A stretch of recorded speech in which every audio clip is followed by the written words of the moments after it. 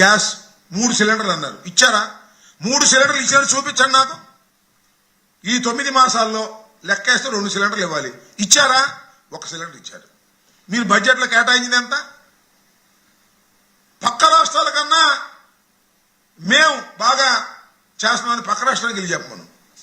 ఇచ్చినటువంటి హామీలను ఏ మేరకు నెరవేర్చారు నారా చంద్రబాబు నాయుడు గారు అని అడుగుతా ఉన్నా. అరే మందు బాబు, మందు, అరే మందు బ్రహ్మాండమైన మందు, చౌకగా వచ్చేస్తాయి, నాణ్యమైన మందు అన్నారు. చేస్తున్నారు ఇప్పుడు. ఏ బ్రాండ్లు, ఏ కొత్త బ్రాండ్ ఉండి యాడ్ చేశారు. ఆ 99 రూపాయల కంట బ్రాండు, అది దాగితే అవుట్, అరగంటకి దిగుతుందంట, మళ్ళీ వేసుకోవటమే. మందు ఎక్కడ మందు? అసలు ఇంటికి వచ్చేస్తున్నాయి మందు బాటిళ్ళు. మన స్విగ్గీ ప్యాకెట్లు లాగా స్విగ్గీ వాళ్ళు పెడతారే ఆ రకంగా షాపుకు ఫోన్ చేస్తే స్కూటర్లో తీసుకొచ్చి ఇంటికాడ ఇచ్చేస్తున్నారు. అంతేకాదు బెల్ట్ షాపులు ఊర్లో 20 రూపాయలు ఎక్స్ట్రా తీసుకోవడం, బెల్ట్ షాపులు పెట్టేయటం. ఇదే మమ్మల్ని విమర్శించారు కదా మందు గురించి. ఏం చేశారని అడుగుతా ఉన్నా. మందు బాబుల్ని మొత్తాన్ని మోసం చేశారు.